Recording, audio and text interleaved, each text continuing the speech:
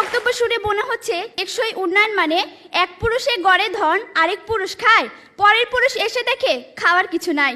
কেননা টেকসই উন্নয়নের সংজ্ঞায় সবচেয়ে গুরুত্বপূর্ণ দিকটি হলো বর্তমানে চাহিদা পূরণ করে ভবিষ্যৎ প্রজন্মের চাহিদা পূরণের জায়গাটি অক্ষুণ্ণ রাখা। কিন্তু তাদের দেখানো উন্নয়নের প্রেসক্রিপশনে এ বিষয়ে সুনির্দিষ্ট কোনো দিক নির্দেশনা নেই। বলা হয়ে থাকে কৃষক বাঁচলে বাঁচবে দেশ, হবে সোনার বাংলাদেশ। মাননীয় মডারেটর, এখনো দেশের অধিকাংশ মানুষ কৃষিকে আঁকড়ে ধরে জীবিকা নির্বাহ করছে, কিন্তু কথা হলো দেশের এই সিংহভাগ কৃষিজীবী মানুষকে মানসম্মত শিক্ষায় শিক্ষিত ও কৃষিজ্ঞানে প্রশিক্ষিত করে গড়ে তুলতে না পারলে একদিকে যেমন কৃষি উৎপাদন বৃদ্ধি করা সম্ভব হবে না, অন্যদিকে অপরিকল্পিতভাবে রাসায়নিক সার ও কীটনাশক ব্যবহার করায় প্রাকৃতিক পরিবেশ ও জীববৈচিত্র্য চরমভাবে ধ্বংস হয়ে যাবে, যা টেকসই উন্নয়নে বড় বাধা। তাই আমাদের বক্তব্য হলো মাননীয় মডারেটর, কৃষিজ উৎপাদন বৃদ্ধি ও প্রাকৃতিক বিপর্যয় রোধ করে টেকসই উন্নয়ন নিশ্চিত করতে শিক্ষা খাতে আরও বেশি বিনিয়োগ করে শিক্ষা ব্যবস্থায় কিছু কৃষিবান্ধব পদক্ষেপ গ্রহণ করতে হবে। আর সেই পদক্ষেপগুলো হলো: 1. কৃষি গবেষণায় বরাদ্দ বাড়াতে হবে।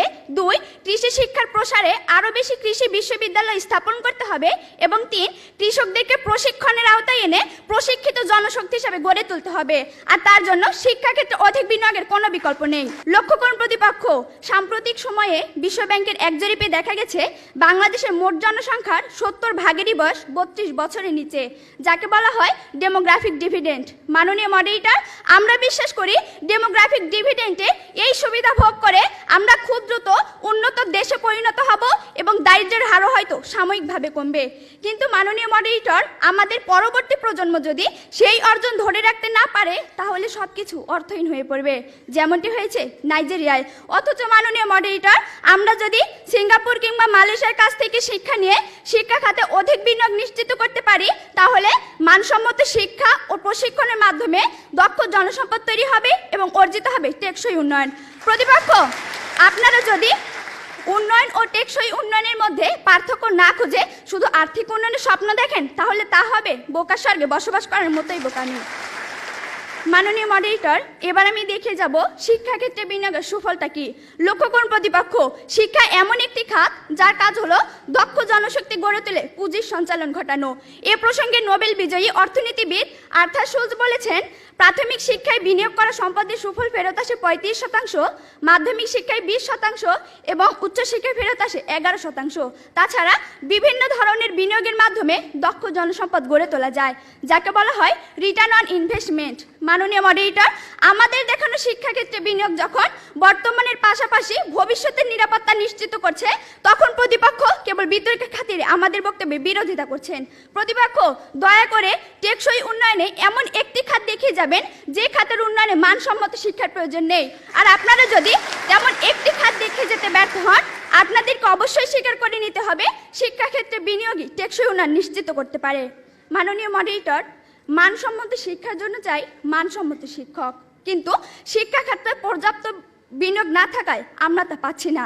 কেননা শিক্ষকদের বেতন কম হওয়ায় তুলনামূলক মেধাবীরা এই মহান পেশা বেছে নিচ্ছে না। শিক্ষকদের বেতন শুধু কমই নয় মাননীয় মডারেটর, রাষ্ট্রীয়ভাবে তাদের সাথে অবিচার করা হচ্ছে। মাননীয় মডারেটর, একজন শিক্ষকের সন্তান হিসেবে তাদের অসহায়ত্ব রোজই দেখতে হয় খুব কাছ থেকে। মাননীয় মডারেটর, গত ঈদে আমি যখন একটি ভালো পোশাকের জন্য কান্নাকাটি করছিলাম, তখন বাবা আমার হাতে কাগজ কলম ধরিয়ে দিলেন, আমার দিকে ছুড়ে দিলেন একটি গাণিতিক প্রশ্ন। একজন দিনমজুরের দৈনিক আয় 300 টাকা হলে মাসে তিনি কত টাকা আয় করেন? মাননীয় মডারেটর, মুখে মুখে বাবাকে জবাব দিলাম 9000 টাকা। বাবা আমার কাঁধে হাত রাখলেন, চুলের মাঝে হালতো বিলি কেটে বললেন, মা রে, তোর এই বাবা হাই স্কুলের শিক্ষক হিসেবে মাসে 8000 টাকা বেতন পায়। আমি কোনো প্রশ্ন করতে পারিনি বাবাকে, লজ্জায় বাবার মাথাটা নিচু হয়েছিল। পৌরত্বের দ্বার প্রান্তে দাঁড়ানো বাবার বয়সে চোখ হতে খসে পড়ে জল। জানি না মাননীয় মডারেটর, আমার বাবার বয়সে চোখ থেকে খসে পড়া জল শিক্ষার মানকে কতটা টেনে তোলার যোগ্যতা রাখে। মাননীয় মডারেটর, এই যদি হয় শিক্ষাগুরুর জীবন, তাহলে একটা সময় হয়তো এদেশে আর কোনো শিক্ষকই পাওয়া যাবে না। এমন বাংলাদেশ আমরা কখনোই আশা করি না। মাননীয় মডারেটর, 30 লক্ষ লাশের একটি পাহাড় মারিয়ে আমরা বর্তমানে এসে দাঁড়িয়েছি। 2 লক্ষ মায়ের স্নেহের আঁচলে সাজিয়েছি দেশ। প্রতিপক্ষ, বঙ্গবন্ধুর স্বপ্ন, লাখো শহীদের প্রত্যাশা আর বীর জননীর ত্যাগের প্রতিদান দেওয়ার এখনই সময়। আর তার জন্য চাই শিক্ষাক্ষেত্রে অধিক বিনিয়োগের মাধ্যমে টেকসই উন্নয়ন নিশ্চিত করা। ধন্যবাদ মাননীয় মডারেটর, ধন্যবাদ সবাইকে।